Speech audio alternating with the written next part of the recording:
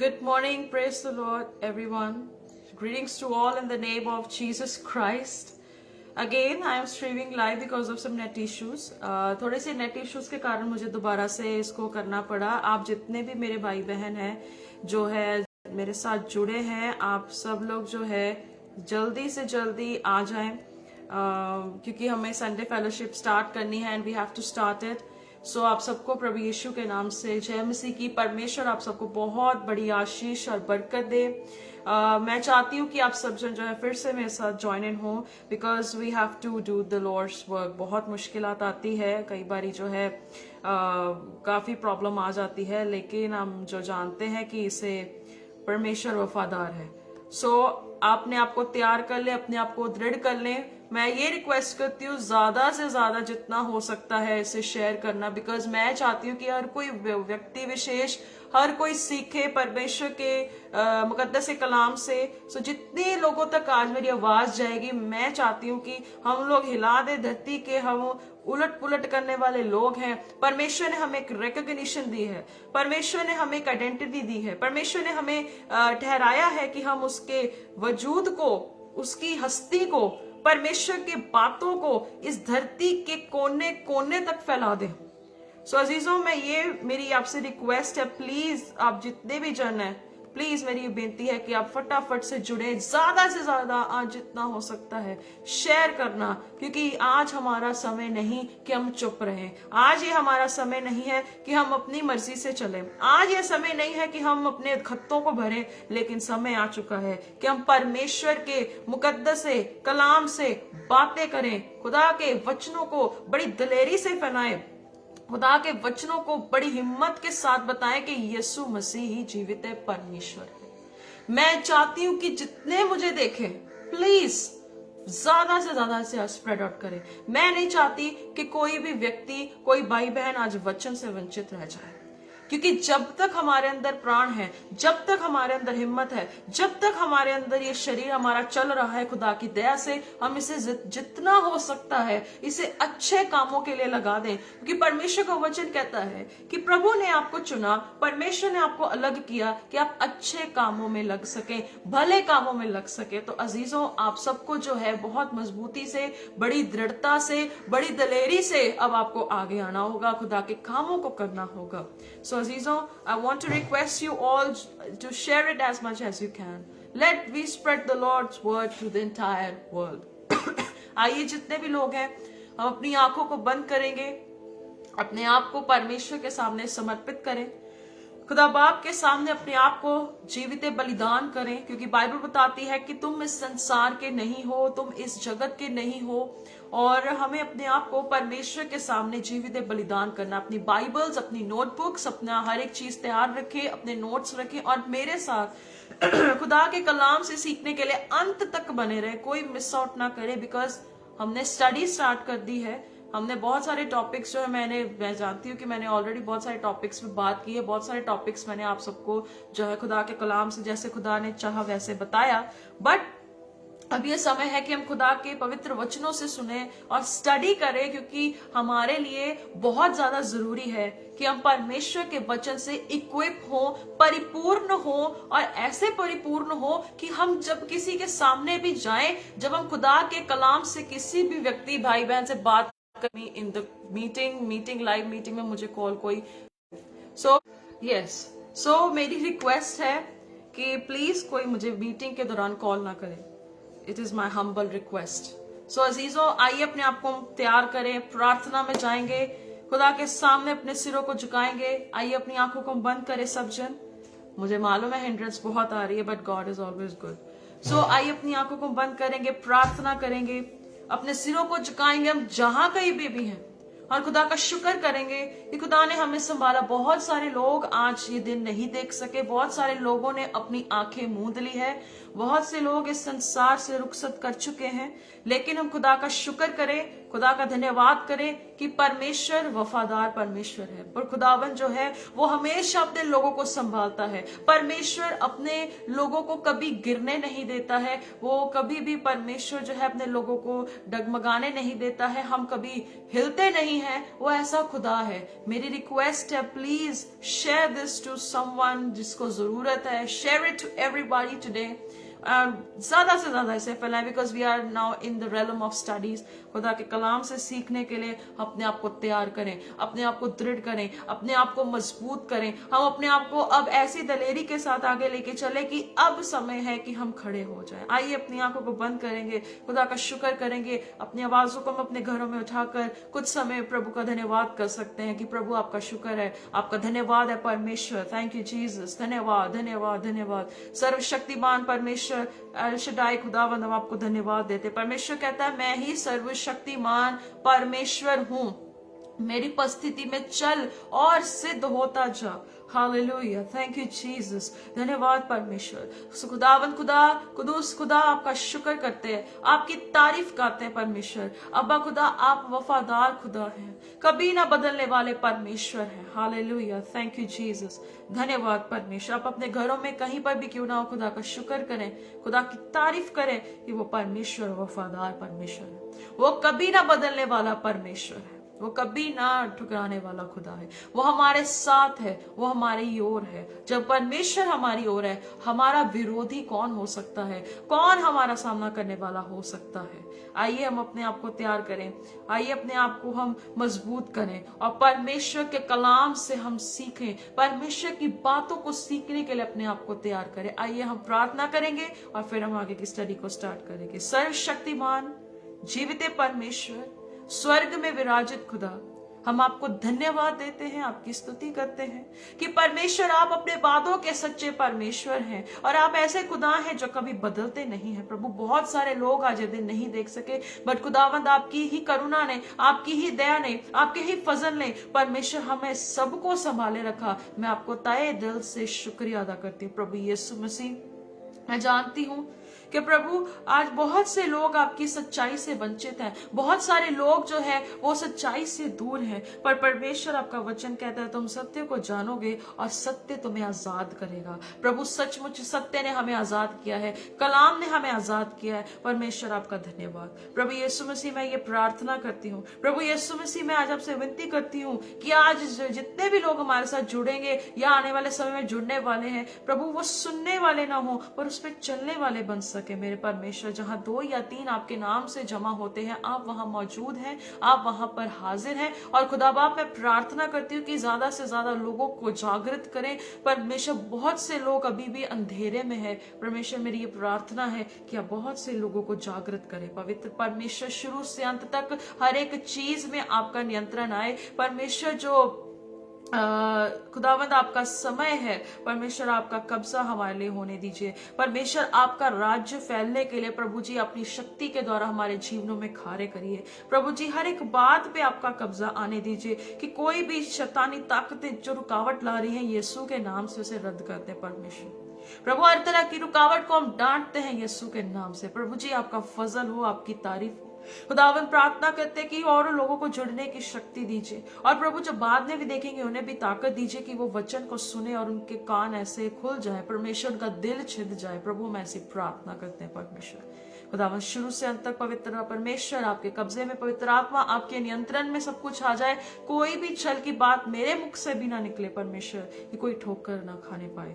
खुदावन सारी स्टडी को, सारे इंटरनेट कनेक्शंस, हर एक कनेक्टिविटी को प्रभु आपके हाथों में सौंपते। प्रभु जी आप कार्य करें। परमेश्वर हर एक चीज पे आपका नियंत्रण मांगते हुए इस सभा को शुरू करते हैं और ये सारी दुआओं को प्रभु यीशु मसीह के नाम से मांग लेते हैं। आमेन आमेन आमेन। आप सबको प्रभु यीशु के नाम से जय मसीह की। प्रभु आप सबको बहुत बड़ी आशीष और बरकत दे। मैं चाहती हूँ कि ज्यादा से ज्यादा आप इसे स्प्रेड आउट करें, ज्यादा से ज्यादा फैलाएं, ज्यादा से ज्यादा लोगों तक आज पहुंचिए, क्योंकि जरूरी है कि हम बहुत से लोग जो हैं, बहुत से लोगों को आज हमें एडुकेट करने की जरूरत है, उन्हें सिखाने की जरूरत है और उन्हें जो है परमेश्वर के वचन में सिद्ध करने की जरूरत है। उन्हें परफेक्शन में लेके आने की बहुत ज्यादा जरूरत है। सो आइए अपनी बाइबल्स को हम तैयार करें, अब अपने आप को हम खींच लें, अपनी बाइबल्स, अपनी नोटबुक्स अपने साथ रखें। मैं चाहती हूँ कि जितने लोग भी मेरे साथ जुड़े या आने वाले समय में जुड़े, अब वो तैयार हो जाएं, क्योंकि हमारे लिए अब ये समय है कि हम परमेश्वर के वचन से सुने। सो आप सब जानते हैं कि मैं फिलिपियों की पुस्तक से शुरुआत कर चुकी हूँ। फिलिपियों की पुस्तक उसकी 2 बाब से आज हम सीखने जा रहे हैं, 2nd चैप्टर से हम स्टडी करने जा रहे हैं।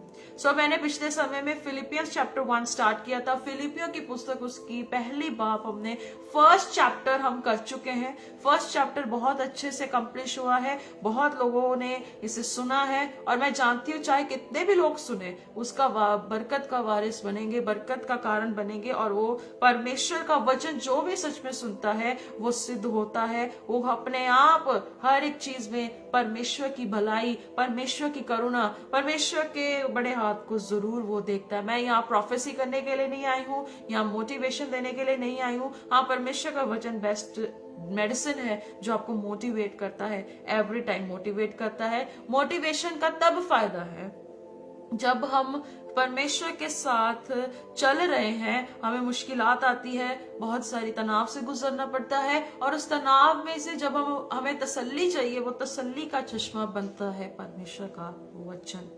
सो आइए आज हम देखेंगे फिलिपियों की पुस्तक उसकी 2 बाब चैप्टर 2।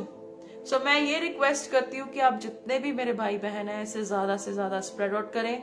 मैं चाहती हूँ कि कोई भी इस बात से वंचित ना रहे, और हो सके तो आप जो है अपने ध्यान को केंद्रित करें परमेश्वर के मुकद्दस कलाम से। सो पहला अध्याय फिलिपियों की पुस्तक उसकी 2 की पहला जो अध्याय है हम उसे देखेंगे। पहले से 5वें अध्याय तक हम इसे डिवाइड करेंगे, उसके बाद हमारी डिवीजन होगी। आप अपनी नोटबुक्स में भी इसे लिख सकते हैं। फिलिपियों की पुस्तक उसकी जो होगी उसमें जो है पहले से 5 आयत तक देखेंगे, उसके बाद हम देखेंगे कि 6 से 11, फिर 12 से 18, फिर 19 से 30 तक जो है हम परमेश्वर के कलाम से फटाफट देखेंगे। तब तक आप भी जो है अपनी तैयारी रखें, और आप जो है टाइम से आते हैं, एप्रिसिएटेड, बहुत अच्छा लगता है, और आज इसे ज्यादा से ज्यादा भी स्प्रेड करें। फर्स्ट वर्स, अतः यदि मसीह में कुछ शांति और प्रेम से ढाढ़स और आत्मा की सहभागिता और कुछ करुणा और दया है, तो मेरा ये आनंद पूरा करो कि एक मन रहो। यहाँ लिखा है एक मन रहो, एक ही प्रेम, एक ही चित्त और एक ही मनसा रखो। विरोध या झूठी बड़ाई के लिए कुछ ना करो, पर दीनता से एक दूसरे को अपने से अच्छा समझो। 4थी आयत, हर एक अपने ही हित की नहीं वरन दूसरों के हित की भी चिंता करे। 5वीं, जैसा मसीह यीशु का स्वभाव था वैसा ही तुम्हारा भी स्वभाव हो। तो अजीजों, मैं आप सबसे बात कर रही हूं कि परमेश्वर के मुकद्दस कलाम से यह लिखा है मसीह यीशु में कुछ शांति, प्रेम से ढाढ़स, आत्मा की सहभागिता और कुछ करुणा और दया। मुझे मालूम है थोड़ी नेट इश्यूज आ रही हैं, क्योंकि मैं यहाँ टाइम टू टाइम देख रही हूँ। 1 सेकेंड मुझे दीजिए प्लीज, 1 सेकेंड। बहुत नेट इश्यूज आ रही हैं, because I know certain net issues के कारण थोड़ी सी प्रॉब्लम हो रही है। Alright, let's go on. यहां लिखा है मसीह में कुछ शांति, प्रभु यीशु मसीह में जो है शांति और प्रेम में ढाढ़स। आपको पता है कि जो प्रभु यीशु मसीह हमारे लिए एक शांति का दाता है, शांति का सोता है, और जो पौलुस है उसे ये ऑनर लगा, उसे ये एक सम्मान की बात लगी कि वो जो है सेवा करता है प्रभु यीशु मसीह की। सो हम जब है पहले 5 आयत पढ़ी है, पहली आयत देखेंगे तो उसको पिछली आयतों से देखेंगे। फिलिपियों की पुस्तक उसकी 1 की 27 से 30 तक हम देख सकते हैं। तो पौलुस ने वहां पर बोला, कहता तुम्हारा जो चाल चलन है, फिलिपियों 1 की 27 से पढ़ रही हूं, केवल इतना करो कि तुम्हारा चाल चलन मसीह के सुसमाचार के योग्य हो, चाहे मैं आकर तुम्हें देखूं चाहे ना भी आऊं। तुम्हारे विषय में यही सुनूं कि तुम एक ही आत्मा से स्थिर हो।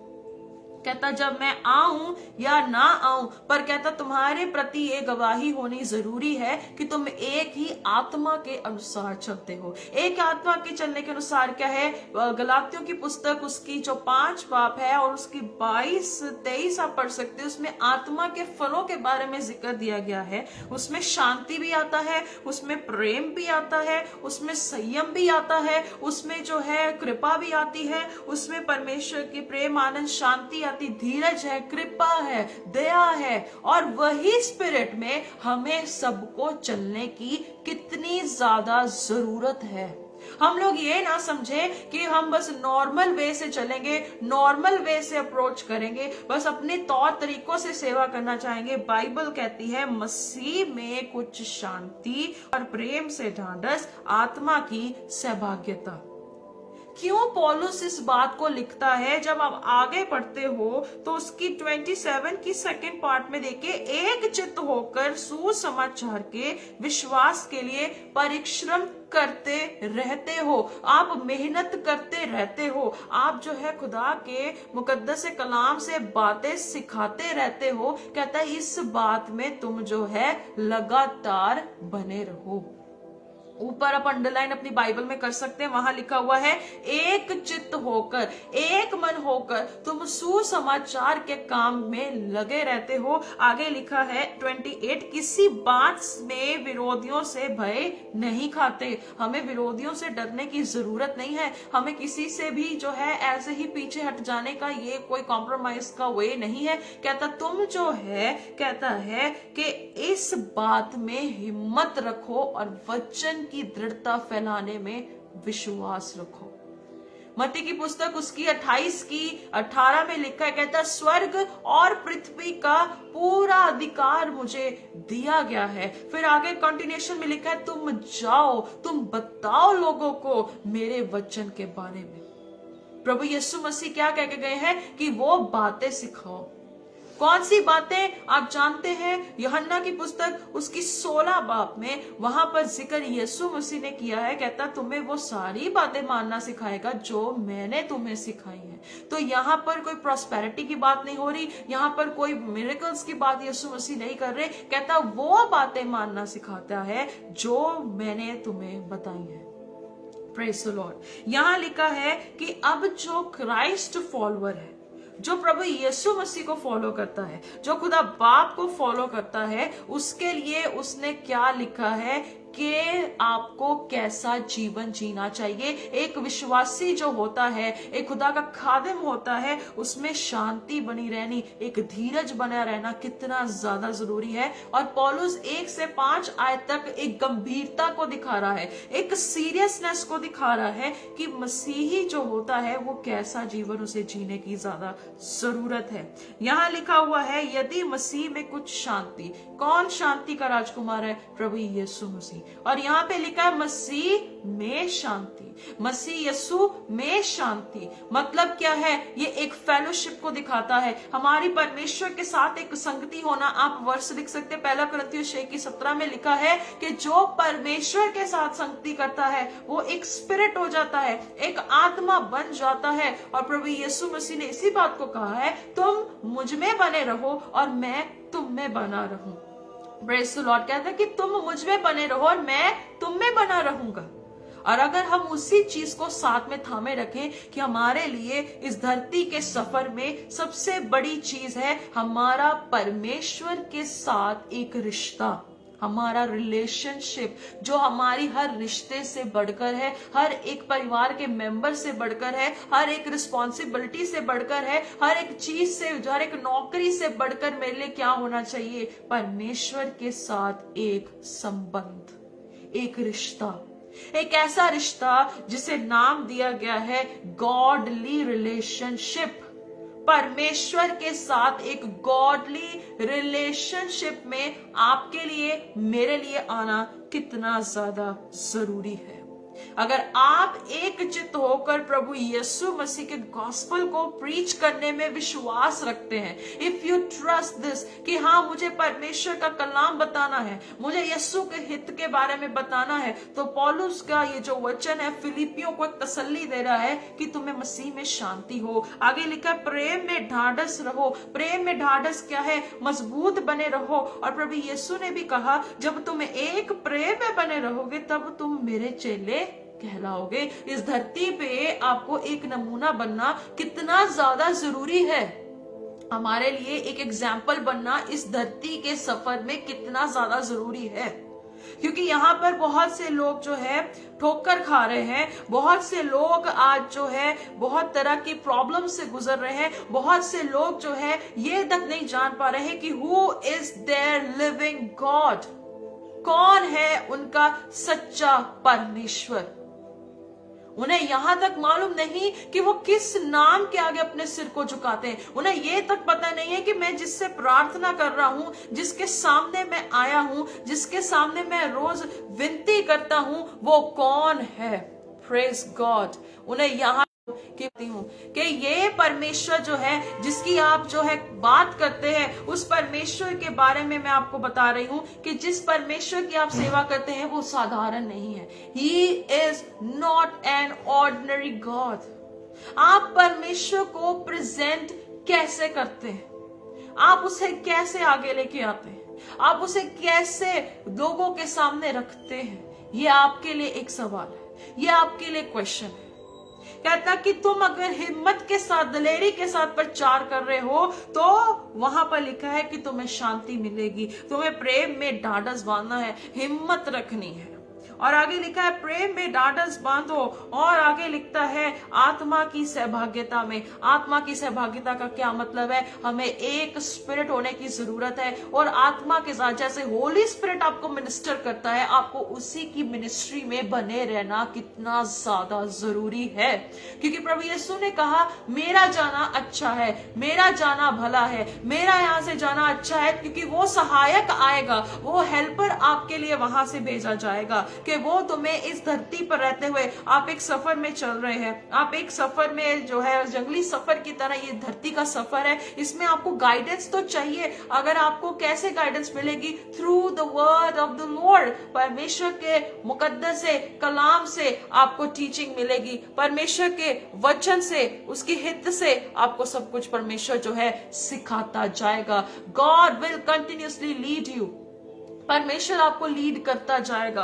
कहता है आपको मसीह में शांति बांधनी है, मसीह में प्रेम में आपको ढाढ़स रखना है, हिम्मत रखना है। क्यों हमें हिम्मत रखने की जरूरत है? कि हम मसीह के प्रेम में जब हम बढ़ रहे हैं, खुदा बाप के प्रेम में हम बढ़ रहे हैं, हमें हिम्मत रखने के लिए इसलिए ज्यादा जरूरी है क्योंकि हमारे सामने एक रिवॉर्ड रखा गया है, एक इनाम रखा गया है जिसके हित के लिए हम दौड़ रहे हैं। हालेलुया। आप जानते हैं पहला कुरिन्थियों उसकी 9:23 से 27 तक वहां पे कॉन्टेक्स्ट लिखा गया है। वहां कहा गया है कि जो वचन कहता है कि हम एक ऐसी दौड़ दौड़े कि हम जीते, हमें क्या मिले? एक विक्ट्री मिले, हमें एक रिवॉर्ड मिले। और कहता है दौड़ते तो बहुत से लोग हैं पर दौड़ में इनाम एक ही ले जाता है, वो एक व्यक्ति ही रिवॉर्ड को ले जाता है।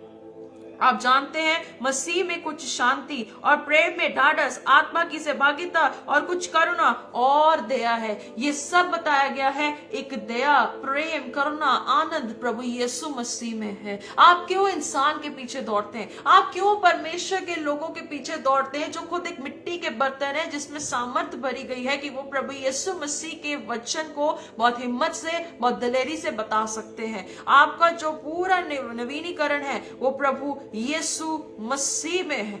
आइए परमेश्वर के कलाम से हम आगे देखेंगे कि पौलुस ने जो ये हित की बात कही थी, इतना ऑनर समझा कि प्रभु यीशु के वचनों को बता सके। आइए परमेश्वर के मुकद्दस कलाम से देखेंगे यूहन्ना की पुस्तक book of John chapter 15 verse 20 and 21। यहाँ लिखा है, यहाँ पे क्या लिखा हुआ है? यूहन्ना 15 की 20 और 21। यहाँ पर लिखा है, जो बात मैंने तुमसे कही थी, दास अपने स्वामी से बड़ा नहीं होता, उसको याद रखो। यदि उन्होंने मुझे सताया है तो तुम्हें भी सताएंगे, यदि इन्होंने मेरी बात मानी तो तुम्हारी भी मानेंगे। यहाँ पे लिखा हुआ है, कहता वो अगर उन्होंने मेरी सुनी है वो आपकी सुनेंगे, अगर वो आप मेरी नहीं सुनते तो आपकी कहां से सुन लेंगे। Praise God. यहाँ लिखा है, कहता वो मेरी नहीं सुनते तो वो आपकी कहां से सुन लेंगे, अगर वो मेरे को फॉलो नहीं करते तो वो आपको कैसे फॉलो करेंगे। यही तो है। तो आपको परमेश्वर का वचन इस बात के लिए कहता है, आपका जो सप्लाई ऑफ पीस, परमेश्वर में प्रेम, दया, करुणा, वहां पर आपके लिए एक दृढ़ता बनती है। और ऐसे ही क्राइस्ट फॉलोअर्स को मैं ये कहना चाहती हूँ, आपको भी अब ऐसे बनना होगा, आपको भी एक एग्जाम्पल बनना होगा, एक उदाहरण बनना होगा कि आपका कोई भी संगी भाई जो इतनी हिम्मत से प्रचार करता है, क्या आप में ये ऐसे फल, आप में ऐसे सद्गुण पाए जाते हैं कि जब आप दूसरों के सामने जाते हैं जो बहुत सताया, परेशान, हताश है, तो आप क्या ऐसी एग्जाम्पल बनते हैं जैसे यहाँ पे लिखा हुआ है। यहाँ पे पौलुस जो है बोलता है कि मसीह में क्या है, शांति है। जब मसीह में ये चीजें हैं, कंसोल है, तसल्ली है, तो हम लोग एक दूसरे के लिए ऐसे क्यों नहीं बनते। हम एक दूसरे के लिए ऐसे नहीं बनते। हम एक दूसरे के लिए क्या समझते हैं कि बस ये जो व्यक्ति है, ये व्यक्ति विशेष है, बस ये क्या है, बस बातें करता है, बस अपनी मर्जी करता है, अपने हित की करता है। नो, बाइबल कहती है मसीह में शांति है। हमें भी वैसे बनना होगा, एक ऐसा एटीट्यूड रखना होगा। पर तो ये सब कुछ वे मेरे नाम के कारण तुम्हारे साथ करेंगे, मेरे भेजने वाले को नहीं जानते, क्योंकि वो आपके भेजने वाले को नहीं जानते। दे डोंट नो कि आप किसके नाम से आते हैं, आप किसके नाम से आ रहे हैं, किस नाम के लिए आप खड़े हैं। हालेलुया। कहते वो नहीं जानते, दे डोंट नो, वो आपके भेजने वाले को नहीं जानते। सो अजीजा, मैं आप सबसे कहना चाहती हूँ, आपको दीनता के साथ काम करना होगा, हिम्मत रखनी होगी और दलेरी से काम करने की जरूरत। दूसरी आयत में, तो मेरा ये आनंद पूरा करो, एक मन रहो, एक प्रेम में, एक ही चित्त में, एक ही मनसा रखो। एक ही मनसा रखिए, एक माइंड सेट रखिए। आप अगर अपने आप को अकेला समझते हैं कि मैं नहीं कर पा रहा हूं, मैं सेवकाई नहीं कर पा रहा हूं, मैं ऐसे नहीं कर पा रहा हूं, मैं वैसे नहीं कर पा रहा हूं, पौलुस कहता है, अब जितने संगी भाई हो, पहले एक मन हो जाओ, एक मन हो जाओ, एक प्रेम में रहो, एक विजन रखो, और कहता कि एक जो है डिजायर रखो कि आपको करना क्या है, आपको क्या समझ के साथ काम करना है। कहता उसे समझो। कहता तुम एक मन रहो, एक चित्त रहो, एक मनसा रखो। और कहता कि तुम, ये जो है हमारे परमेश्वर के आनंद को पूरा करता है कि ये जब हम एक मन होते हैं, एक चित्त होते हैं।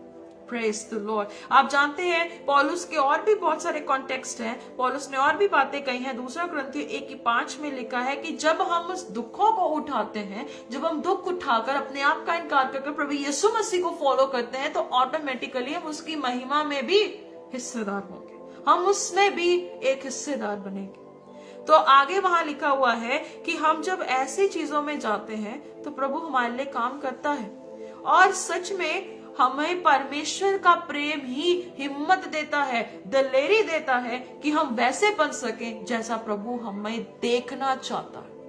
अगर आप अपनी मर्जी से, आप अपनी इच्छा से, आप अपने हियाव से, आप लोगों को इम्प्रेस करने के लिए काम कर रहे हैं, तो मैं आप सबको ये बता देना चाहती हूँ, आप अपनी क्षमता से कभी किसी चीज को हासिल नहीं कर सकते। You can not achieve anything in your life. तो आपको सबसे पहले दीन होना होगा। कहता मेरा ये आनंद पूरा करो, एक मन रहो, एक चित्त रहो, एक ही प्रेम में रहो, एक ही मनसा रखो। अगर आप काम करना चाहते हैं, आप प्रभु के लिए, राज्य के लिए काम करना चाहते हैं, पहले टीम बनिए, बी अ टीम। प्रभु यीशु मसीह पहले अकेले निकले, उसके बाद उन्होंने अपने चेलों को चुना, फिर उसके बाद करते करते करते करते एक टीम वर्क उनके जीवन में मुझे बहुत अच्छा लगा। प्रभु यीशु मसीह ने, वो खुद इतने डेडिकेटेड थे, इतना पैशनेट थे। मैं ये भी क्लियर कर दूं, बहुत से लोग कहते हैं कि प्रभु यीशु मसीह की प्रायोरिटी मिरेकल्स थे। जी नहीं, प्रभु यीशु मसीह की प्रायोरिटी मिरेकल्स नहीं थे। प्रभु यीशु मसीह की प्रायोरिटी थी कि पिता के राज्य में बहुत से घर खाली हैं, उन्हें भरने के लिए। हालेलुया। बहुत सारे लोग कहते हैं कि जो है परमेश्वर के किंगडम में मिरेकल्स एक इंपॉर्टेंट पार्ट है। नहीं, मिरेकल्स इंपॉर्टेंट नहीं है। बाइबल कहती है आकाश और पृथ्वी टल जाएगा, मेरा वचन नहीं टलेगा। उस वचन को, साउंड वर्ड्स को लोगों को बताने के लिए प्रभु यीशु मसीह की एक जो है इंपॉर्टेंट प्रायोरिटी है। बहुत सारे लोग कहते हैं प्रोफेसी एक इंपॉर्टेंट पार्ट था मिनिस्ट्री का, क्योंकि बहुत सी प्रोफेसीज यीशु मसीह की पूरी हुई हैं। प्रभु यीशु मसीह ने क्या कहा, मैं हर एक वचन को पूरा करने के लिए आया हूं। पर उनके माइंड में एक ही चीज थी, मुझे अपने लोगों के लिए मरना है, मुझे अपने लोगों के लिए जीवन देना है, मुझे अपने लोगों के लिए क्या है, अपना जो है सैक्रिफाइस करना है, मुझे अपने लोगों को पाने के लिए अपना प्राण तक देना है। और मुझे अपने लोगों को, प्रभु यीशु मसीह का यही मनसा थी, मुझे अपने लोगों को इकट्ठा करना है। कहां लिखा है सिस्टर? आप पढ़ सकते हैं यूहन्ना की पुस्तक, उसकी 10 बाब और उसकी जो पूरा चैप्टर पढ़ सकते हैं। आप अगर देखना चाहते हैं, मैं आपको भी दिखा भी देती हूँ, निकालिए मेरे साथ यूहन्ना की पुस्तक, उसकी 10 बाब और उसकी जो आयत है मैं आपको बता देती हूँ। वहां लिखा हुआ है हमें क्या करने की जरूरत है। 10 की 16 में 15 में देख सकते हैं। 15 से पढ़ूंगी। जैसे पिता मुझे जानता है, मैं पिता को जानता हूँ और मेरी भेड़ों के लिए अपना प्राण मैं देता हूँ। यहाँ देख लीजिए, बाइबल कहती है मैं अपने भेड़ों के लिए प्राण देता हूँ। और जो 16वीं आयत में लिखा है, मेरी और भी भेड़ें हैं जो इस भेड़शाला की नहीं है, मुझे उनका भी लाना अवश्य है। वह मेरे शब्द सुनेगी, तब एक ही झुंड और एक ही चरवाहा होगा, उनका एक ही शेफर्ड होगा, वो एक ही झुंड होंगे। अब मैं यहाँ पर आती हूँ, आपसे मुंह पे बात करती हूँ, क्या प्रभु यीशु मसीह भेड़ों को अलग करने के लिए आए थे कि उन्हें एक करने के लिए आए? बहुत से छोटे छोटे झुंड अपनी मर्जी से चल रहे हैं, अपने तौर तरीकों से चल रहे हैं, और वो बोलते हैं कि मेरा विजन तो एक ही है कि मुझे लोगों को जीतना है। आप कैसे लोगों को जीत सकते हैं जब आप खुद एक अलग छोटे छोटे झुंडों में खड़े हो रहे हैं, और फिर जब कोई भी ऐसा काम होता है तो परमेश्वर का नाम नीचे चला जाता है। पौलुस कह रहा है एक चित्त रहो, एक मन रहो, कहता, और एक ही मनसा रखो। अगर आप प्रभु की मनसा के काम कर रहे हैं, प्रभु की इच्छा के लिए काम कर रहे हैं, प्रभु के राज्य को फैलाने के लिए काम करने के लिए आए हैं, अगर आप भी ऐसा पैशन रखते हैं कि मुझे प्रभु यीशु मसीह के लिए काम करना है, तो ऐसे लोगों को आज से ढूंढना शुरू करिए जो इस विजन को रखते हैं।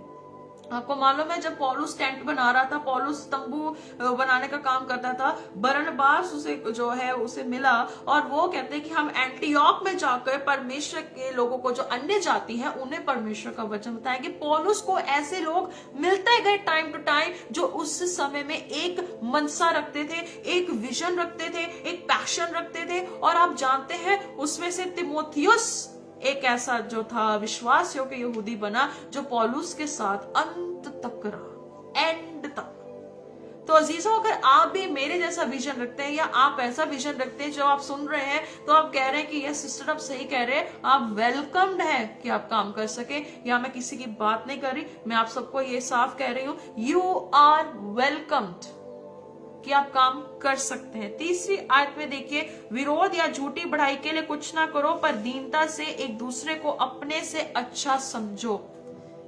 ये अंडरलाइन कर लो। कहता कोई जो है विरोध या झूठी बढ़ाई के लिए काम ना करो, पर दीनता से एक दूसरे को अपने से अच्छा समझो। अपने से अच्छा समझो, अपने से बेटर समझो। जो व्यक्ति वचन सिखाता है, मैंने एक जो वीडियो थी, क्लिप थी, वो इतनी ज्यादा फेमस हुई है, वायरल हुई है कह सकते हो। मैंने बोला था कि अगर कोई व्यक्ति वचन सिखाता है, उसका ऑनर करें और उसकी उम्र से उसको तोला मत करें। कोई भी व्यक्ति क्यों ना हो, उसको उम्र के साथ तोलना बंद कर दे। अगर सच्चाई बोलने की हिम्मत है, कोई भी व्यक्ति उम्र ना देखे, पर उस व्यक्ति का ऑनर करे, क्योंकि वो ही बंदा वचन से बात कर रहा है जो उसके हाथ में है। उसके रिगार्ड करना सीखे। जब दाऊद ने गोलियत का सामना किया, तो क्या उस समय में दाऊद ये सोच रहा था कि मैं छोटा हूं, कि मैं गोलियत को नहीं मार सकता? नहीं, उसके अंदर जो एक बड़ा परमेश्वर था ना, उसने उसको हिम्मत दी कि तू चाहे बड़ा गोलियत हो, चाहे बड़ा पहाड़ हो, तू मेरे नाम से कहीं पे भी जाएगा, तेरा काम जरूर होगा। Praise the Lord. तेरा काम अवश्य होगा, तू हिम्मत के साथ काम कर। पहला शमूएल उसकी 17 बाब में आप पढ़ सकते हैं, आप पढ़ सकते हैं सारे कॉन्टेक्स्ट को।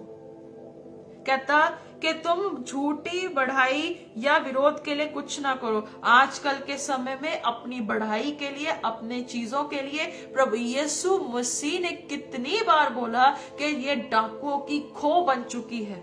लोग डाकुओं की खो बना चुके हैं, आज की सभाओं को डाकुओं की खो बना चुके हैं। ऐसे झूठे लोग खड़े हो चुके हैं जो भोली भेड़े हैं उनको भटकाने के लिए। आप प्रेरितों की पुस्तक उसका 20 बाब पढ़ सकते हैं। पौलुस कहता है मेरे जाने के बाद ऐसे भेड़िए आपको मिलेंगे, फाड़ खाने वाले भेड़िए मिलेंगे जो क्या करेंगे, फाड़ खाएंगे। कहता तुम्हें वचन में सिद्ध होना होगा। कहता एक दूसरे को अपने से अच्छा समझो, दीनता, हम्बलनेस। याकूब की पुस्तक उसकी 4:8 में लिखा है कि परमेश्वर जो है अभिमानियों का क्या करता है, आप सब जानते हैं क्या करता है, वो सामना करता है। वो सामना करता है फेस टू फेस, और दीनों पर क्या करता है, अनुग्रह करता है। सो दीन बनना सीखे, दीन हम्बल बनना सीखे। प्रभु कहता है कि जो पहला पत्रस उसकी 5:6 में लिखा है और 7 में उसकी 6:8 में लिखा है कि परमेश्वर के बलवंत हाथ के नीचे आप आ जाइए, वो आपको शिरोमणि बना देगा। हम लोग हम्बल नहीं होना चाहते, कोई व्यक्ति हम्बल नहीं होना चाहता, गुरु बनना चाहता है, सबका गुरु बनना चाहता है, एक्सपर्ट बनना चाहता है। अरे मेरे भाई मेरी बहन, इस दौड़ में मत रहिए कि गुरु बनना है। जो गुरु बनता है ना, सबसे बड़ी जिम्मेदारी उनके सिर पर पड़ती है। और प्रभु यीशु मसीह का हुक्म है, मत्ती में लिखा हुआ है कि जो सिद्ध व्यक्ति होगा वो क्या होगा, उसका प्रतिफल उसे मिलेगा, वो परमेश्वर के राज्य में एक बड़ा व्यक्ति होता है। आप किसकी नजर में, आज मैं सवाल करना चाहती हूँ, किसकी नजर में बड़ा होना चाहते हैं? क्या आप उस व्यक्ति की नजर में बड़ा होना चाहते हैं जो एक दिन परमेश्वर के राज्य में छोटा हो जाएगा, या आप एक ऐसे व्यक्ति बन रहे हैं कि चाहे ये दुनिया आपको जाने या ना जाने, पर परमेश्वर आपको जरूर जानता है। हमें एक स्पिरिट होने की जरूरत है। इफिसियों की 4:4 में आप पढ़ सकते हैं, वहां पर भी क्या लिखा है, मैं पढ़ देती हूँ उसको आपके लिए। एक क्या है, 4:4 में लिखा है, एक ही देह है और एक ही आत्मा, जैसे तुम्हें जो बुलाए गए थे अपने बुलाए जाने से एक ही आशा है। कहता एक स्पिरिट है, कहता एक देह है। We all are the body of Christ, हम सब एक देह है।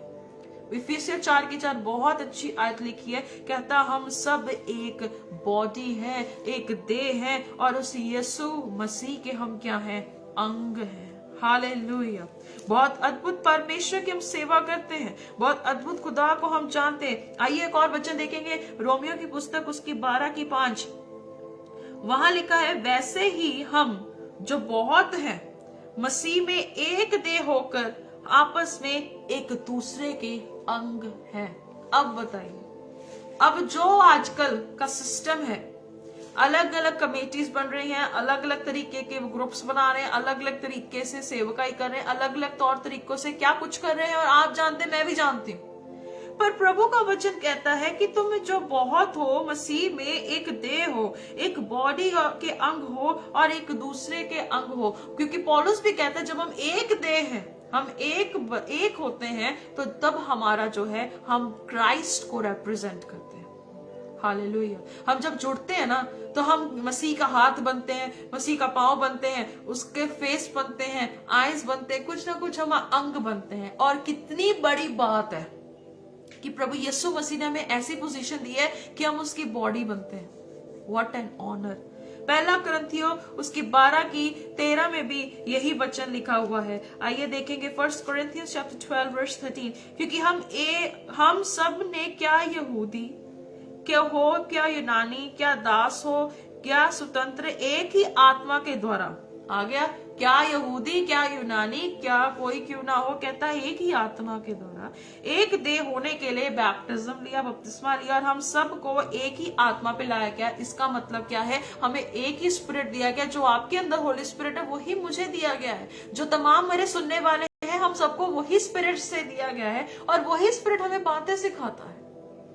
और आपको ये परखने की जरूरत है कि कौन कैसे चमत्कार करता है, कौन कैसे काम करता है। अगर आप उस स्पिरिट में काम कर रहे हैं, होली स्पिरिट के साथ, पहला सुसमाचार, first gospel, first Jesus, first Holi spirit, not second, first, पहले की बात कर रहे हैं। वो पहला मसीह जो हमारे अंदर है, अगर आप वैसे काम करते हैं तो हमारी बातें मैच करेंगी, हम बिल्कुल एक विजन से काम करेंगे। कहता एक दूसरे की, चौथी आयत में आइए, हर एक अपने ही हित की नहीं वरन दूसरों के हित की भी चिंता करे। चौथी आयत में लिखा है, कहता तुम अपने विषय में ये चिंता ना करो कि तुम्हारा ही अकेला प्राण बच जाए। रात को अगर आपका प्राण निकल जाएगा तो क्या फायदा। कहता अपने हित की चिंता नहीं करनी है, कहता दूसरों के हित की भी चिंता करो, दूसरों के लिए भी फिक्र करो, दूसरों के लिए भी आप एंजाइटी लीजिए कि क्या परमेश्वर मैं काम करना चाहता हूं, परमेश्वर ये लोग बचते नहीं हैं, ये कलाम बचते नहीं। प्रभु यीशु ने कहा ये सुनते हुए भी सुनते नहीं, देखते हुए देखते नहीं। पर एक चीज आपको बाइबल बताती है, पहला थिस्सलुनीकियों 5:17 में क्या लिखा हुआ है, निरंतर प्रार्थना करते रहो। और उसकी 18वीं आयत देखिए, आत्मा को मत बुझाओ। फिर लिखा है सदा हमेशा धन्यवादी रहे, हमेशा धन्यवाद करते रहे। और उसके आगे बड़ा अच्छा वर्ष लिखा है, सब बातों को परखो, जो अच्छी है उसे थामे रहो। सब बातों को परखो। अब क्या लिखा है कि अगर मुझे अपने घर में से किसी व्यक्ति को बचाना जो झूठा प्रेरित को सुनता है, उसको सुनता है, ऐसे सुनता है, तो वो क्या बात है। कहता आप उसकी हित की चिंता करते हो, आप जरूर काम करिए, परमेश्वर के राज्य के लिए आप काम करिए। हालेलुया। यहाँ लिखा हुआ है, हम आगे और कॉन्टेक्स्ट को देखेंगे, परमेश्वर के वचन से हम देखते जाएंगे। यहाँ पर लिखा है प्रभु यीशु मसीह के बारे में हम देखने जा रहे हैं। आगे 5वीं आयत में लिखा है, मसीह यीशु का स्वभाव था वैसा ही तुम्हारा भी स्वभाव हो। यहाँ पे लिखा है कि जैसा यीशु मसीह का स्वभाव था तुम्हारा भी स्वभाव हो। ऐसे कैसे था आ गया। बाइबल एक जगह लिखती है इब्रानियों 13:8 में, प्रभु यीशु मसीह आज कल युगानुयुग एक सा है। चाहे था आए, चाहे है या होगा आए, कुछ भी आए, ये दिमाग में रख लो। इब्रानियों 13:8 में प्रभु यीशु मसीह आज कल युगानुयुग एक सा परमेश्वर है। हालेलुया। यहाँ लिखा है कि प्रभु यीशु मसीह का स्वभाव था तुम्हारा भी हो। आज अपने आप को अब तोल लें, अपने आप को परख लें कि क्या आज आपका स्वभाव प्रभु यीशु मसीह की तरह है कि नहीं।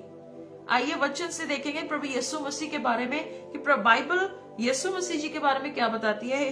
इब्रानियों की पुस्तक उसकी 5 बाब और उसकी जो है हम वहां देखेंगे 5 की जो 7 आयत से हम आगे फटाफट कॉन्टेक्स्ट देखेंगे। यहाँ पर क्या लिखा हुआ है, यीशु ने अपने देह में रहने के दिनों में ऊंचे शब्द से पुकार पुकार कर और आंसू बहा बहा कर उससे जो उसको मृत्यु से बचा सकता था प्रार्थनाएं और विनती की, और भक्ति के कारण उसकी सुनी गई। पुत्र होने पर भी उसने दुख उठा उठाकर आज्ञा माननी सीखी और सिद्ध बनकर अपने सब आज्ञा मानने वालों के लिए सदा काल के उद्धार का कारण हो गया। यहाँ पर मैं फुल स्टॉप लगाऊंगी 9 आयत तक। यहाँ लिखा हुआ है, कहता कि जो यीशु मसीह है उसकी बहुत अच्छी लाइन लिखी है। कहता जो उसे मौत से बचा सकता था ना वो परमेश्वर, कहता उसने उससे प्रार्थना की, रो रो के दुआ की, और लास्ट में बहुत अच्छी लाइन लिखी है, उस भक्ति के कारण उसकी सुनी गई। भक्ति के कारण उसकी सुनी गई। अब भक्ति का क्या कारण है। अब आप सोच रहे होंगे भक्ति का कारण क्या है। आपको पता है प्रभु यीशु मसीह ने इस धरती पर आकर क्या किया, उन्होंने अपने शरीर में होकर क्या कहा। कहता मेरा भोजन ये है कि मैं अपने भेजने वाले की मर्जी पूरी कर सकूं। मेरा यही एक रीजन है कि मेरा जो भेजने वाला है मैं उसे जानता हूं और मैं उसकी इच्छा को पूरी करने के लिए आता हूं। और भोर को उठ के वो प्रार्थना करते थे, वो परमेश्वर के कलाम में एक्सपर्ट थे। 12 साल की उम्र में भी वो जो है बड़े बड़े विद्वानों के साथ वाद विवाद करते थे, वचन से बात करते थे। और उनका यही मेन एस्पेक्ट था कि वो हमेशा कम बोलते थे और वचन से बोलते थे, और उनका एक वचन ही दुनिया को हिला सकता था। जब उन्होंने कहा तलीता कुमी जिंदा हो गई। जब उन्होंने कहा मैं चाहता हूं चंगा हो जाते थे। जब उन्होंने ऐसी चीजों को बोला तो परमेश्वर वफादार है, खुदा बाप वफादार है। और परमेश्वर ने बड़ी हिम्मत से, बड़े हियाव से परमेश्वर के कलाम को प्रचार किया। इतना अद्भुत रीति से कहता कि मन फिराओ, स्वर्ग का राज्य निकट है। जब हम भी ऐसे बोझ को लेकर चलते हैं तो सच में हमारी उस भक्ति के कारण भी परमेश्वर हमारी सुन लेते हैं। परमेश्वर हमारी भी सुनता है। कई लोग कहते हैं प्रभु मेरी सुनते ही नहीं, परमेश्वर मेरा सुनते ही नहीं है, मेरी बात नहीं सुनते, मेरी ये प्रार्थना नहीं सुनते, वो प्रार्थना नहीं सुनते। पहले ये देख लीजिए क्या आप भक्ति में जीवन को जी रहे हैं। कहता उसकी भक्ति के कारण उनकी सुनी गई। और आगे लिख के कहता पुत्र होने पर भी उसने दुख उठाकर आज्ञा माननी सीखी। कहता दुख उठाया। क्या दुख उठाया? अपने आप का इनकार किया। वो चाहते तो वो अपने राज्य को स्थापित कर सकते थे। उन्होंने जब सलीब पर थे, कहता हो सकता है मैं एक बारी में फरिश्तों की सेना को बोलूं यहाँ आ जाए तो वो आ सकती है 100%, पर कहते नहीं, मुझे वचन को पूरा करना है। कहता पुत्र होने पर भी उसने दुख उठाकर सेवा की, दुख उठाकर। आगे लिखा है और सिद्ध बनकर। सिद्ध बनने का क्या मतलब है? यहां लिखा हुआ है मत्ती 5:48 में लिखा जैसा तुम्हारा पिता सिद्ध है तुम भी सिद्ध बनो। पहला पत्रस 21:16 में लिखा पवित्र बनो क्योंकि मैं पवित्र हूं। पहला थिस्सलुनीके 4:7 में लिखा परमेश्वर ने आपको इसलिए नहीं बुलाया है कि आप शुद्ध रहे, पर परमेश्वर ने आपको इसलिए बुलाया है कि आप पवित्र बने, होली बने, सिद्ध बनकर। कहता अपने सब आज्ञा मानने वालों के लिए, अंडरलाइन कर लीजिए, सब आज्ञा मानने वालों के लिए सदा काल के लिए उद्धार का कारण हो गया। अगर आप डाउट करते हैं कि आपकी सैल्वेशन हुई है कि नहीं, आप यीशु पे विश्वास भी करते हैं, तो मैं ये बताना चाहती हूँ कि जैसे जैसे आप आज्ञा माननी शुरू करेंगे, खुदा के कलाम से आप उन्हें ओबे करना शुरू करेंगे, तो वैसे वैसे ही आप जब तक विश्वास में मजबूत हैं तब तक Jesus is the reason for your saving soul. तब तक वो आपके लिए रहेगा। जब आप डगमगाने लग जाएंगे तो आप क्या है, जब घबराने लग जाएंगे, आप अपने गलत कामों में लग जाएंगे, you lose your salvation. Simple है, कोई बहुत बड़ी बात नहीं है। आप अपने उद्धार को खो देते हैं। Hallelujah. You lose your salvation. क्यों आप खो देते हैं? क्योंकि आप आज्ञा मानने में सिद्ध नहीं। चेक इट आउट योरसेल्फ कि आप कैसे आज्ञा मानते हैं। आगे देखेंगे परमेश्वर के कलाम से, कहते जिसने जो है यीशु मसीह का जैसा स्वभाव था वैसे ही तुम्हारा भी स्वभाव हो। Praise God. आगे फिर देखेंगे 6 से 11 नंबर आयत। हमने पहले स्टडी किया कि प्रभु यीशु मसीह अगर उसके स्वरूप में बने हैं तो उसके स्वभाव में बनना भी कितना आवश्यक है। 6 से 11 नंबर आयत, जिसने परमेश्वर के स्वरूप में होकर भी परमेश्वर के तुल्य होने को अपने वश में रखने की वस्तु ना समझा, वरन अपने आप को ऐसा शून्य कर दिया और दास का स्वरूप धारण किया, मनुष्य की समानता में हो गया। वो इंसान की नाई बन गया, वो इंसान बना। कहता परमेश्वर के स्वरूप में होके भी अपने आप को रखने की कोई वस्तु ना समझा। उन्होंने ऐसा समझा कि कोई बात नहीं, मुझे इंसान को बचाना है तो मुझे वो रूप लेना होगा। हालेलुया। आइज़ाया चैप्टर 53 में आप पढ़ सकते हैं, मनुष्य बनकर ऐसा आया, ऐसा कुचला गया कि उसका कोई रूप नहीं था। We can not recognise the God. परमेश्वर को हम पहचान नहीं सकते। तो मैं आज के समय के सेवकों से कहना चाहती हूँ, क्या आज आपके अंदर ऐसी दीनता है? क्या आपके अंदर ऐसी हम्बलनेस है? क्या आपके अंदर ऐसा अपने जो दूसरे भाई बहनों के प्रति क्या ऐसा समर्पण है कि आप भी ऐसे बोझ को रखते हैं कि मुझे उस भाई के लिए खड़े होना है, मुझे अपने आप को शून्य करना है परमेश्वर के लिए, ना कि इंसान के पैसे पाने के लिए। बहुत से लोग दिखावटी की सेवा करते हैं, मुझे मालूम है, पर क्या आज अपने आप को शून्य इसलिए करते हैं कि दुनिया का फेवर पाने के लिए? क्या अपने आप को शून्य करते हैं कि मुझे परमेश्वर से फेवर चाहिए, परमेश्वर मुझे समझे, परमेश्वर मुझे जाने? कहता परमेश्वर के स्वरूप में होकर भी, परमेश्वर के रूप में होकर भी उसने अपने आप को शून्य कर दिया। यूहन्ना की पुस्तक उसकी 1 से 1:5 आप घर पे पढ़ सकते हैं। वहां पे लिखा है कि परमेश्वर जो है मनुष्य का रूप लेकर आया, वो अपने लोगों में आया, पर उसके लोगों ने उसे नहीं पहचाना, उसे नहीं पहचाना। परमेश्वर इंसान के रूप में आया और उनके लोगों ने ही उन्हें नहीं पहचाना। यूहन्ना 1:1-5 में आप पढ़ सकते हैं। यूहन्ना 10:14 से 17 में भी आप पढ़ सकते हैं। प्रभु यीशु मसीह का जिक्र आया कि परमेश्वर का वचन कितना अद्भुत है। आमोस की पुस्तक में आइए आप समझन। आमोस की पुस्तक उसकी 9 बाब और उसकी 13 नंबर आयत। Praise the Lord. आमोस की 9 से 13 में हम पढ़ते हैं, यहोवा की ये वाणी है, देखो ऐसे दिन आते हैं कि हल जोतने वाला लवने वाले को और दाख रौंदने वाला बीज बोने वाले को जा लेगा।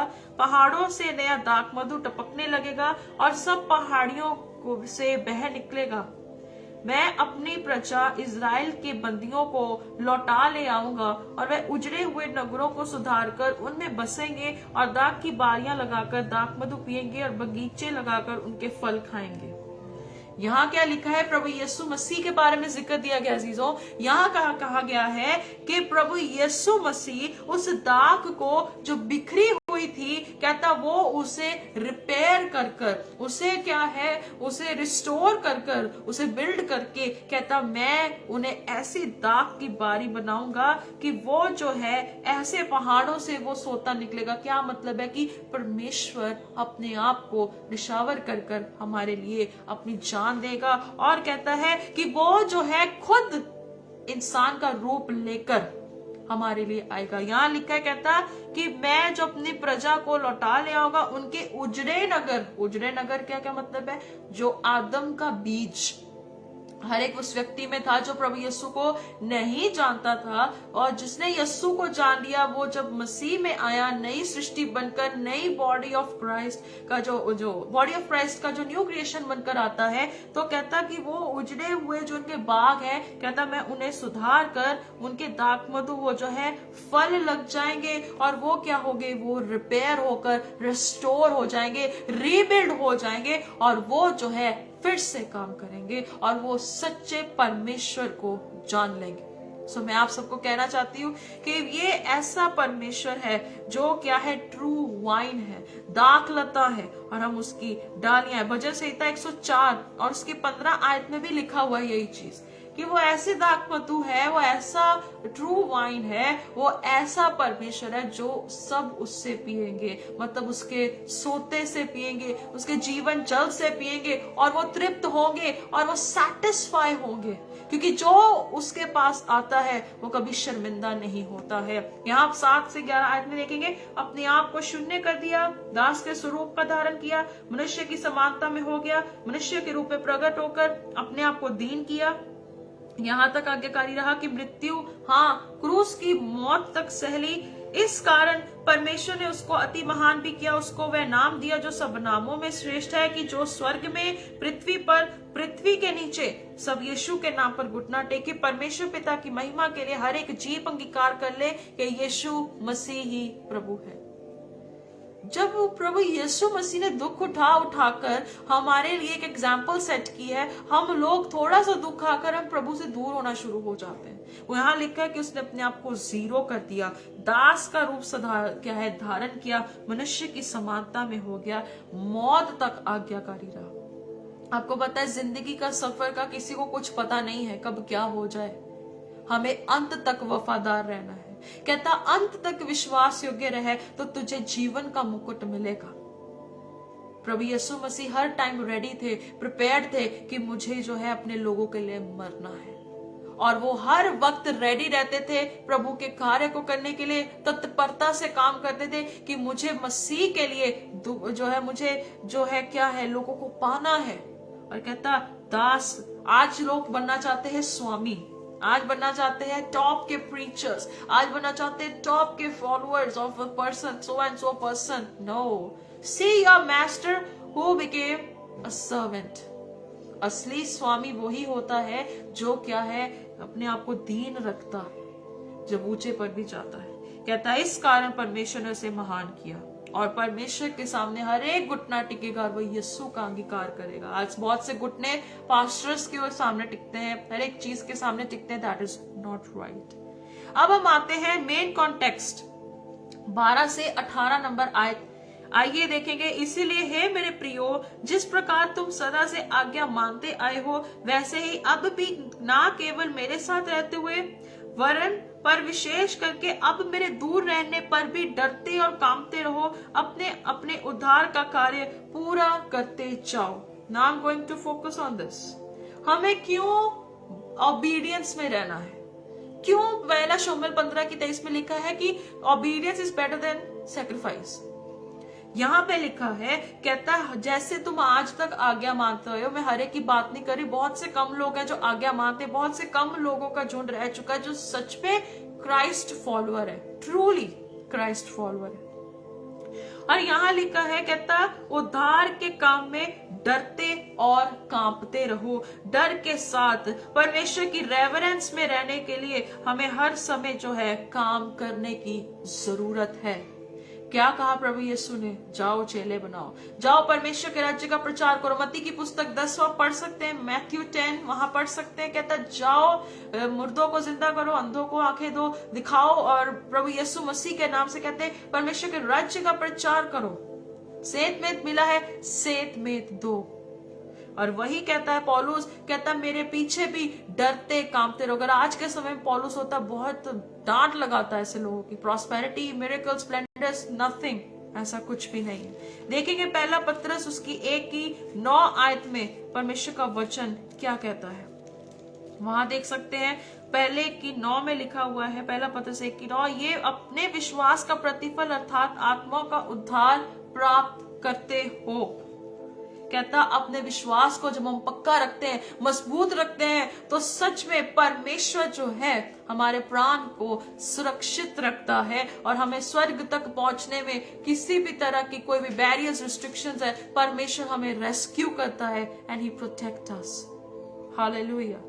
और हम देखेंगे इसी का कॉन्टेक्स्ट, क्योंकि परमेश्वर ही है जो अपनी स्वेच्छा निमित्त तुम्हारे मन में इच्छा डालता है। इफिसियों की पुस्तक उसकी जो दूसरा चैप्टर है उसकी 8, 9, 10 आयत में आप अपने घरों में पढ़ सकते हैं। वहां लिखा है कि परमेश्वर ने तुम्हें विश्वास में से बचा लिया, ये दान है। कहता अच्छे कामों में लगना शुरू हो जाओ। इफिसियों 2:10 में पढ़ सकते हैं, 9 में पढ़ सकते हैं। वहां लिखा है, कहता तुम अच्छे कामों के लिए अपने आप को तैयार करो, अच्छे काम के लिए तुम लग जाओ, मजबूत हो जाओ। पर आज हमारा उल्टा काम है। सैल्वेशन तो हम प्रीच कर रहे हैं, गॉस्पेल बता तो रहे हैं, पर हमारा मेन फोकस लोगों को बचाना, लोगों को वचन के बारे में निरुत्तर करना, कन्विक्ट करने में हम लोग 0 हो चुके हैं और हमारे अंदर कोई ऐसा याद नहीं that we shall tell. John chapter 16:9 क्या लिखा है? कहता पवित्र आत्मा तुम्हें पाप के, धर्म के और न्याय के विषय में निरुत्तर करता रहेगा। हालेलुया। यहूदा 1:3 में भी यही लिखा है कि आप जो है विश्वास में मजबूत हो जाओ, दृढ़ हो जाओ, अटल हो जाओ। Hallelujah. So we have to be very very alert. हमें मजबूत होने की जरूरत है कि हमें क्या करना है और क्या नहीं। आगे देखेंगे, सब काम 14 आयत में देखिए, सब काम बिना कुड़कुड़ाए, बिना विवाद के किया करो। कुड़कुड़ाए, कई लोग कहते हैं कि हम जो है छोटे हैं, हमारी सेवकाई में इतना हमें ऐसे है, ये वैसे है, बहुत सारे लोग एक्सक्यूज बनाते हैं। पर यहाँ लिखा है, कहता कुड़कुड़ाए हुए नहीं, तुम निर्दोष और भोले होकर टेढ़े और हठीले लोगों के बीच परमेश्वर के निष्कलंक संतान बने रहो, जिनके बीच में तुम जीवन के वचन लिए हुए जगत में जलते दीपकों के समान दिखाई देते हो। तुम्हें दिखाया जाता है जीवित क्या है, वो लाइट है। We are the light of the world. Matthew 5 वहां लिखा हुआ है कि तुम जगत की ज्योति हो। कहता हठीले लोगों में भोले बनकर और जो है परमेश्वर की निष्कलंक संतान बने रहो। पहला पत्रस 2:9 में कि परमेश्वर ने आपको अलग किया है। लेविटिकस 20:26 आप पढ़ सकते। कहते तुम मेरे लिए पवित्र बने रहो, निर्दोष निष्कलंक बने रहो। हालेलुया। हम ऐसे परमेश्वर के लिए चल रहे हैं जो कभी कॉम्प्रोमाइज नहीं करता है, जिसकी पवित्रता ही सिद्धता है। जेनेसिस उत्पत्ति 17:1 में कहता मेरी उपस्थिति में चल और सिद्ध होता जा, मजबूत होता जा। हालेलुया। अब हम देखेंगे इब्रानियों की पुस्तक उसकी 5 की जो है 11 नंबर आयत से 14 नंबर आयत में आगे देखेंगे। इसके विषय में हमें बहुत सी बातें कहनी है जिनका समझना और भी कठिन है। इसीलिए कि तुम ऊंचा सुनने लग गए। अब लोगों को ऊंचा सुनता है, एक बार को बार बार बताना पड़ता है, साल्वेशन के बारे में बार बार बताना पड़ रहा है, ये सारी चीजों के बारे में। कहता तुम्हें ऊंचा सुनने लग गया है, तुम्हें अब ऊंची ऊंची बोलेंगे तब तुम्हें सुनेगा। कहता तुम्हें ऊंचा सुनने लग गया है। कहता कठिन बात, समय के विचार से तो तुम्हें गुरु हो जाना चाहिए था, तो भी ये आवश्यक हो गया है कि कोई तुम्हें परमेश्वर के वचन की आदि शिक्षा फिर से सिखाए। लोगों को स्पून फीडिंग चाहिए। ये फटकार है प्रभु के दास की लोगों के लिए। तुम तो ऐसे हो गए हो कि तुम्हें अन्न के बदले अब तक दूध ही चाहिए। तेरा है क्योंकि दूध पीने वाले बच्चे को तो धर्म के वचन की पहचान नहीं होती, क्योंकि वह बालक है, वो बच्चा है, उसे धर्म की बातें कहां पता होगा। वो दूध पीने वाला एक बच्चे की तरह ही है। मिल्क ड्रिंकिंग क्रिश्चियंस जिन्हें कहा जाता है। 14 में लिखा है, पर अन्न सियाने के लिए है, जिनकी ज्ञान रिहो अभ्यास करते करते भले बुरे में भेद करने में निपुण हो गई है। अब आपको मैं ये कहना चाहती हूँ कि don't be milk drinking Christians. आपको वचन की सिद्धता अब इतनी होनी चाहिए। कितने लोग जो हैं आपको बेफालतू में क्वेश्चन करते हैं, ऐसे सिली क्वेश्चंस करते हैं, मेरे साथ भी ऐसे हुआ। पर वचन के साथ इतने दलेर हो जाइए कि आप दूध पीने वाले क्रिश्चियंस नहीं रहने चाहिए। यहां लिखा है कि आपको अन्न खाना है। आपको क्या खाना है? अन्न खाना है। और अन्न का मतलब क्या है? आपको दलेरी रखनी है। स्तिफनुस के बारे में जानते, जो वचन को इतने दलेरी से होका देता था कि कोई इसका सामना नहीं कर सकता था। अगर आप किसी के सामने चले जाओगे तो आप तो किसी का सामना ही नहीं कर पाओगे। आपने वहीं ढह जाना है और आपने कहना जी मेरी बेटी बात करेगी, मेरा ये बंदा बात करेगा, वहीं पे ढह जाओगे। That is not right. आप क्या एग्जाम्पल सेट कर रहे हैं लोगों के बीच में? कहता सियाने बनो, सियाने बनो और भले बुरे का भेद जानना शुरू करो। क्योंकि जब जो है पहला यूहन्ना 4:1 में लिखा है, आत्माओं को परखो। परमेश्वर का वचन कहता है कि वचन ही परमेश्वर है, वचन की सिद्धता में आओ। कोलोसियों 3:16 में लिखा है, परमेश्वर का वचन अधिकाई से अपने दिल में बसने दो। जब वचन हमारे अंदर बसेगा, वचन की दृढ़ता हमारे अंदर आएगी, देन ऑटोमेटिकली हम परमेश्वर के लिए तत्परता से खड़े हो सकेंगे। तो यहाँ लिखा है, यदि मुझे तुम्हारे विश्वास रूपी बलिदान और सेवा के साथ अपना लहू भी बहाना पड़े तो मैं आनंदित हूँ और तुम सबके साथ आनंद करता हूँ। वैसे ही तुम भी आनंदित हो और मेरे साथ आनंद करो। पौलुस का जेल में जब वो था, तो जब वो उस पत्री को लिख रहा था, वो फिलिपियों की कलीसिया से बहुत खुश था, क्योंकि वो विश्वास में मजबूत थे और वो उसे सपोर्ट करते थे, उसके लिए हमेशा खड़े रहते थे, वो हमेशा उसके लिए सपोर्टिव थे और प्रभु के राज्य के लिए बड़ी दलेरी से काम करते थे। सो कहता कि तुम भी आनंदित हो। आनंद किस बात के लिए? कि आप जो है परमेश्वर के राज्य के लिए एक एसेट बन रहे हैं, एक ट्रेजर बन रहे हैं। परमेश्वर आज भी लोगों को ढूंढता है। परमेश्वर आज भी इतनी हिम्मत, इतनी दलेरी से खड़ा है कि कोई ना कोई उसके लिए खड़ा हो सके, कोई ना कोई हिम्मत के साथ उसके नाम में खड़ा हो सके, कोई ना कोई ऐसा व्यक्ति है जो सच में प्रभु के लिए काम करता है। There should be some people जो सच में काम करता है। यशायाह 6:8 याद रखे कि मैं किसे भेजूं? कहता मैं इधर हूं, मुझे भेज। परमेश्वर मुझे भेज, send me, here I am. तो क्या हम वो बनते हैं कि हे प्रभु तू मुझे भेज? क्या हम वो बनते हैं कि जो हमेशा 24 घंटे खड़े रहे कि प्रभु मैं इधर हूं, मुझे भेज, मुझे भेज? कहता है कि तुम निष्कलंक संतान बनो। और अगर आप एक एक्सक्यूज बना रहे हैं कि कोई आपको पवित्र नहीं कर सकता, पहला थिस्सलुनीके 5:23 और 24 में लिखा है कि परमेश्वर वफादार है कि वो आपके प्राण दे, आत्मा को जो है क्या है शुद्ध रख सके, सैंक्टिफाई कर सके। और दूसरा कुरिन्थियों 5:21 में लिखा है कि प्रभु यीशु की धार्मिकता से हम धर्मी हैं। आप देख सकते हैं रोमियो 13:14 में प्रभु यीशु मसीह को जब हम पहन लेते तो हम शरीर की अभिलाषाएं पूरी नहीं करते। और जो गलातियों 5 की जो 17, 18, 16 में देख सकते हैं, वहां लिखा है आत्मा के अनुसार चलते हैं तो हम कभी भी डगमगाते नहीं है। गलातियों 5:23 में लिखा है जो यीशु मसीह को पहन लेता है वो क्या है, शरीर की क्रियाएं कभी पूरी नहीं कर सकता, नेवर। आप ये ना समझे कि मैं वचन को रटके बोल रही, जी नहीं। जो बंदा पैशनेट होता है ना, उसके अंदर आग लगी होती है कि काम करना है, तो परमेश्वर भी उसके साथ खड़ा होता है कि वो कुछ भी उससे करवा सकता है, चाहे वो बहुत बड़ा हो चाहे वो कहीं का भी हो। यहाँ लिखा है कि निष्कलंक जीवित के वचन लिए हुए। अब आपकी आइडेंटिफिकेशन क्या है कि ये बर्तन में जो आज वचन भरा है, ये जीवन का वचन भरा है। It is a word of life.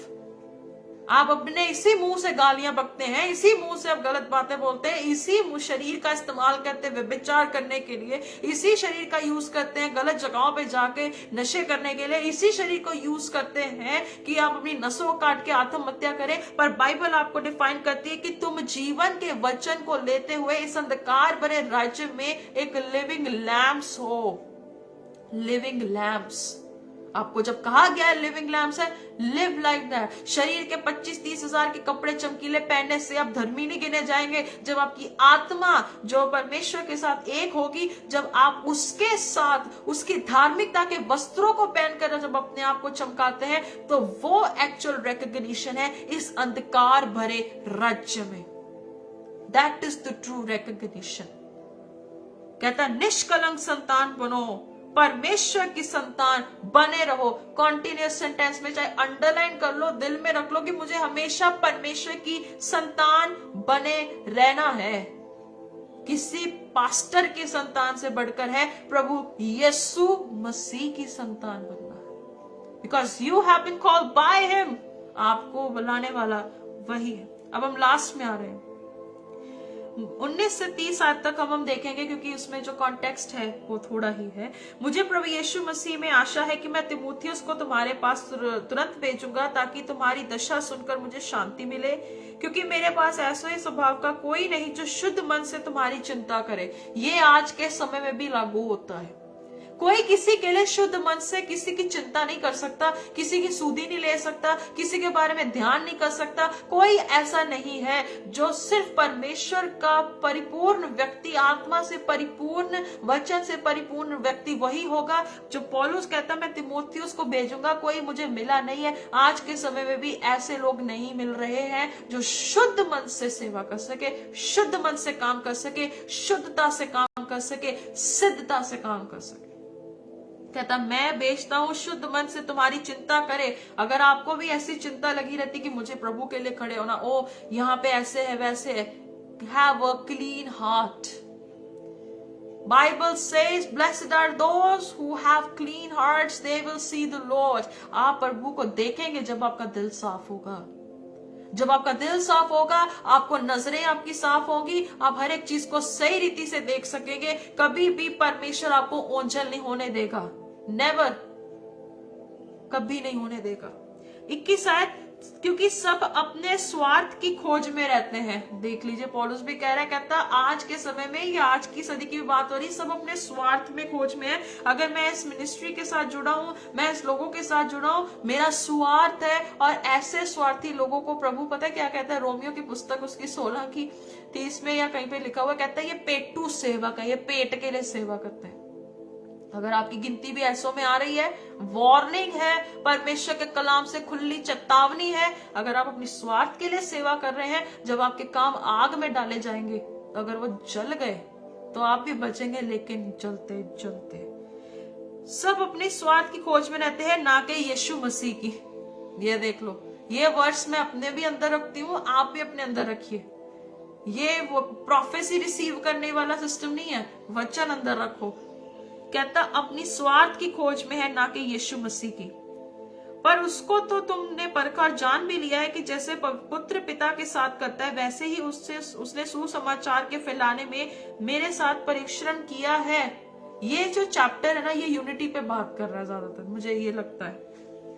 और ये देखिए, अगर हर एक व्यक्ति जो मुझे सुन रहा है या सुनेगा, अगर आप भी अपने स्वार्थ की खोज में, किसी इंसान के साथ जुड़ के, किसी के साथ जुड़ के, अगर आप अपना स्वार्थ देख रही, आपका नाम बने, आपकी शोहरत बने, ये हो वो हो, रात को प्राण निकल जाएगा, तब आपकी शोहरत कहाँ रहेगी? तब आपका स्वार्थ कहाँ रहेगा? क्योंकि चलते चलते तो हमारा नाम है, पर जब भी बंदे की मौत हो जाती तो वो डेड बॉडी बन जाता है। तब कहाँ है आपका स्वार्थ, और कहाँ है आपका वजूद, और कहाँ है आपका रिकॉग्निशन? मुझे ये बता दीजिए, बता दीजिए मुझे। सच बात है, ये सच बात बोल रही हूँ। चुपती है तो चुपे, मुझे कोई फर्क नहीं पड़ता, क्योंकि मैं यीशु मसीह की खोज में हूँ। और बाइबल बताती है जब हम उसके राज्य की और उसकी धार्मिकता की खोज करते कभी कमी नहीं आती, और जितने उसकी दृष्टि करते हैं उसे कभी कमी नहीं आती। भजन संहिता 37:3, यहोवा को सुख का मूल जानते तो कभी कमी नहीं आती, कभी नहीं आएगी, ना सेवकाई में, ना किसी जगह पे, ना किसी पारिवारिक में। आज जो लोग पारिवारिक तौर से परेशान है बहुत सारी चीजों में, मैं प्रोफेसी नहीं कर रही, ना कुछ ऐसे करने का शौक है मुझे,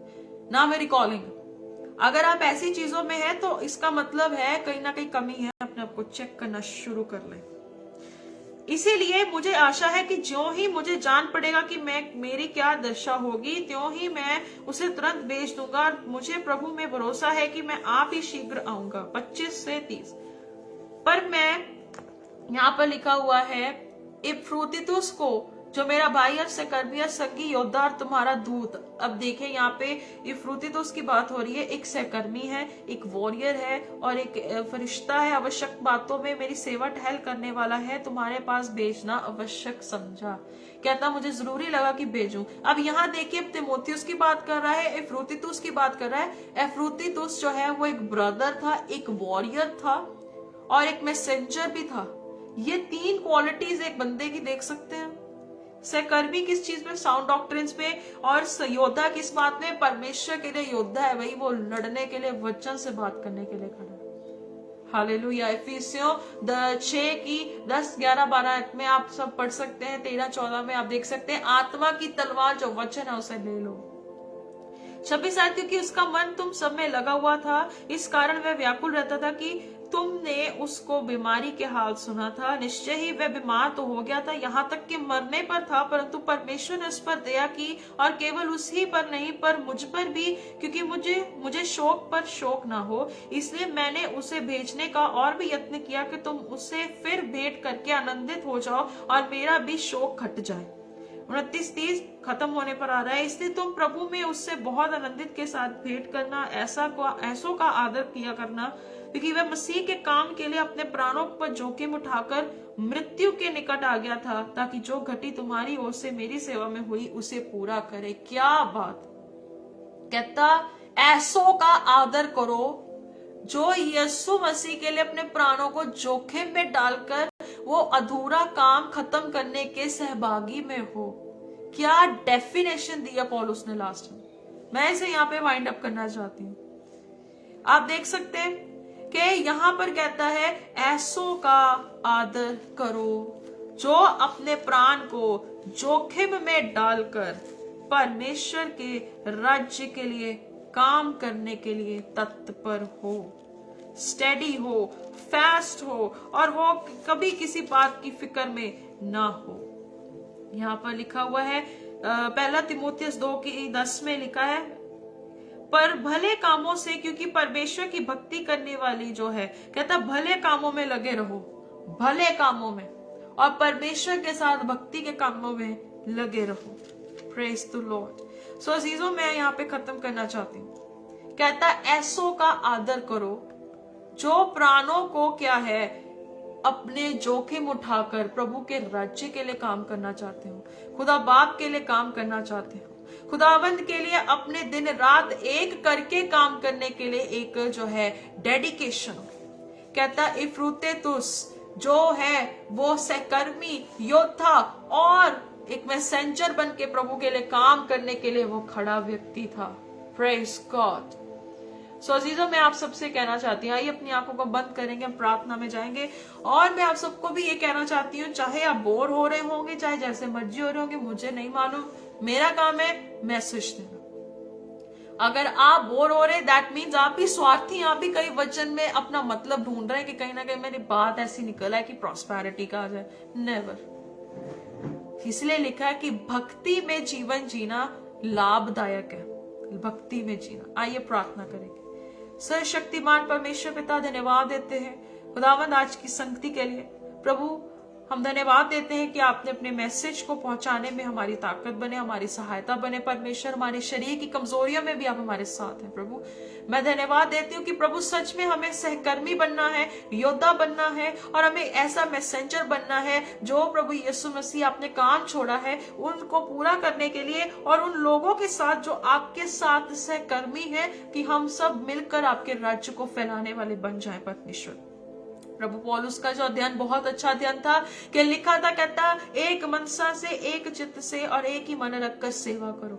प्रभु मैं प्रार्थना करती हूँ कि एमएमबी के जितने भी लोग एक चित्त होकर, जिसने आज ये वचन सुना कि एक मन होकर जितने भी मेरे भाई बहन खड़े हैं, सहकर्मी खड़े हैं, प्रभु मैं प्रार्थना करती हूँ कि हम सबको ऐसी हिम्मत और याद दे कि हम बड़ी दलेरी से, बड़ी हल्लाशेरी से आपके काम को आगे लेके जा सके।